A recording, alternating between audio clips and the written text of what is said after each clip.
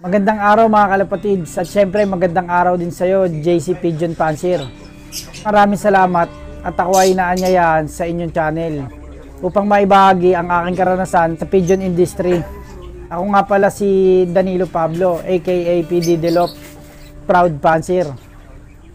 Maganda na may resulta nitong nakaraan derby race namin.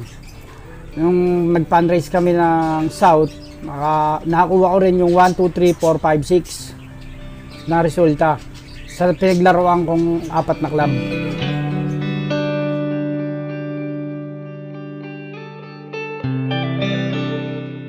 Bali, ang nilaban ko nung araw na yon, bali 8 silang ibon. Ang mga ginagamit kong bloodline, yung odd lines ko na kung tawagin ay Tencel, tsaka yung Triple B, yung Biberman Bambundarin Vandenbroek namin. Naglaro ako, nagsimula ako taon 2013 Unang laban ko, small club pa lang sa UFARC, second overall agad Pangalawang lipad ko sa pinaglaro ako ni Neil Cruz sa Babuyan Island. Nakachamba rin ako ng pan-13 ako ng Babuyan Island. Sa mga mentor, wala Kasi nung mga bandang ganong year, wala pang masyadong YouTube. Parang iniiwas nila yung sistema Kaya nga nila, mabibili mo ang ibon ng sistema, hindi. Siguro yung sistema na pag-aralan ko na lang paunti-unti. Ang basihan ko sa aking mga breeder, pag ako magsasalang, hindi ako tumitingin basta-basta sa eyesight ng ibon. Pwede ko sa history, doon ako talaga bumabase. Sa history, tsaka sa hipo ng ibon, yung kung hindi sila lugod, maayos ang pangatawan nila. Doon ako bumabase, hindi sa eyesight Kasi taon-taon iba eyesight ng ibon. Bago ako mag-breed ng aking mga ibon, aking mga breeder, pinupurga ko muna. Pagkapurga ko, di paliliguan ko. Pagkapaligo ko, mag-upper lower ako mag-ano ako ng respiratory. Ganun muna ginagawa ko sa kanila, pang-cancer. Para sa akin, tamang edad ng kalapate, 1 year pataas, okay na Lalo na sa hen. Mas gusto ko bata. Pag nagsalang ako, 2 beses lang sa loob ng 1 taon Pag nakuhanan ko na yung pang north, nakuhanan ko na yung pang south, kalas na Hindi ako only breeding. Ang bilang siguro ng aking mga breeder nasa 40 plus. Ang bilang ng aking flyer mga nasa 40 plus din. Ayan. Sa mga inakay, bago ko sila i-winning sa kanilang mga magulang, 24 days bago ko sila patanawin sa akin tanawan. And doon, tinuturuan ko silang tumuka na, magpapalakas na sila ron, nagbibilad na sila. 2 weeks ako magbilad ng tuloy-tuloy.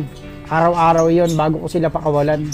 2 weeks pagkatapos ko silang ibilad ng araw-araw. Then pangatlong weeks ko, nagtuturo na ako paunti-unti. Ang mga YB ko, pagka nagtuturo ako, nagpapawala ako, tanghali. Mga alas 12, alauna ng tanghali. Pag nag-race ako, nag-entry ako ng mga kalapati ko, minsan 16 pieces, yun yung 4 na set. Minsan 5 set, 20 pieces sa MMFC, 6K banded. Nag-uumpisa ako mag-training ng aking ibon. Nasa mga 3 months to going to 4 months na sila Gusto ko kasi bata ibon. Pag natapos ang karera, saktong 8 months lang sila. Sistema ko dyan, bago ako mag-start ng training, magbabaksin muna ako ulit. Then pagkatapos ng vaccine, magkakaroon ulit ako ng upper lower respiratory. Katapos nagpupurga ako. Magsi-self-toss muna ako pagkatapos niyan. Mga nagawa ko na yung preparation na yan. Pagka-self-toss ko, tsaka na ako nagsasampas sa truck. Hindi ako nagmamadali sumampas sa truck. Gawa nga sa umpisa sa truck, maraming may sakit na ibon. Nandiyan dyan nakukuha yung sakit. Tapos hanggang sa uuwi ibon mo sa loob, maraming sakit. Ngayon, ginagawa ko, hindi na ako nagsasampa ng ganyan. 1 month o 1 month and a half bago ako magsampa. Siguro gapan na, kabanatuan na pag nag-start yung north, pag sumampa ako. Nagpe-pedering lang ako. Sa ngayon, ang pedering ko sa kanila, yung 3 dulo na lang. Dati kasi ang pedering namin, ubos lahat kasama buntot. Napansin nga namin, medyo maganda nga yung ganon, kaso nabobobo yung ibon. Dahil sa nabobobo yung ibon, parang may stock. Ginawa na lang namin, 3 na lang yung pedering namin. Pagkatapos sa pedering namin, isa-isa lang namin sila binubunot. Maganda yung ganun pag nagtuturo kasi hindi pumipitik yung mga ibon, hindi lumalayo. Diskarte ko naman pagka dating sa mga ganyan sa pagpapapasok ng ibon, inakay pa lang sila, sinasanay na namin sila kung paano sila tawagin at papasukin. Kaya sa makasanayan nila yung ganong sistema namin, pagkagaling nila ng mga hagis, training, pag tinawag namin, pasok sila agad. Kasi hindi namin sila binibigyan talaga ng asawa. Talagang pangarera lang sila, pang good race lang. Pagdating naman galing karera, nag-recover ako, ang binibigay ko dyan, Belgasul. Pagkatapos, ideal pills. Yun yung ginagawa kong pan-recover nila. Pagdating ng Sunday, darating yung ibon galing karera, ang binibigay ko dyan, Belgasul. Pagkatapos, binibigyan ko yan ng ideal pills. Pagdating naman ng Monday, ang gagawin ko dyan, papaliguan namin yung ibon, merong malatayong, tapos bibigyan namin ng BS para hindi madaling tamaan ng sakit. Pagdating ng Martes, magbibigay kami ng probiotic. Then Merkules, bibigay kami ng Orni Special. So, ganun ulit, pagdating ng Webes, probiotic. Pagdating ng sampaan namin, Friday, binibigyan na ulit namin yan ng Belgasul maghapon. Unang-unang nalaruan ko ng club, yung UFPRC, noong 2012. Nanalo ka agad ako dyan, second overall eh. Tapos nakapaglaro din ako sa palaro ng HPL, yung invitation nila na Babuyan Island. Yun, maganda kwento kasi yung Babuyan Island ko hindi ko expected na uuwi eh. Hindi ako nagpapaload, hindi ako nag-register. Tinawagan ako ni Neil Cruz alas 2 ng hapon. Ba't daw wala pa ako register? Sabi ko hindi ako marunong. Si Neil Cruz mismo nag-register nung sa akin. Umuwi ibon ko, mag-aalas 5. Hindi ko pinapapasok. Nung nagpapasok kami ng ibon, nung pumasok na sa loob, sabi ko, ibon ko pala to. Galing Babuyan. Wala akong load. Nagpa-load pa ulit kami para i-clock yung Babuyan Island. Pag-clock namin, pan-13 kami. Tapos, naglaro na ako sa NFC. Ayan. Diyan ako nananalo ng mga first overall, second overall, third overall. Eto, BBFW. Nakapagpanalo na rin ako dyan. Nakapag-overall na rin ako dyan. Tungkol sa mga lock breed. Ang lock breed kasi, ginagawa yan sa magkapatid. Yan ang shortcut ng inbreed eh. At saka line breeding.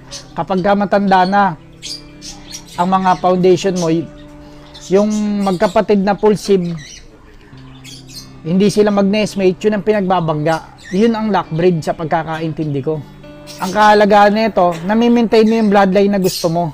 Pagdating sa amin, sa mga panlaban namin, umiikot sa amin yung magpipinsan, magchuchuin, mga magtsahin. Masanay kaming gamitin yung may mga pasok na magkakamag-anak. Mas totoo yun, mas madaling manalo kesa sa outcross. Sa simula nung nagkalapate ako ng 2012, magandang naitulong sa akin yan yung marami ako nakilalang barkada. Pagkatapos dyan, hindi na ako lumalabas ng bahay kasi puro sa kalapate na ako umiikot. Yun yung maganda sa akin. Mga naging pangit ko naman dyan bilang newbie sa pagkakalapate, yung kung saan may inuman yung tropa, pumupunta ako para matuto. Then nagtatanong-tanong. One time may nagsabi pa nga sa akin yan, barkada rin namin, uminto ka na sa pagkakalapate kasi magastos yan, hindi mo kaya.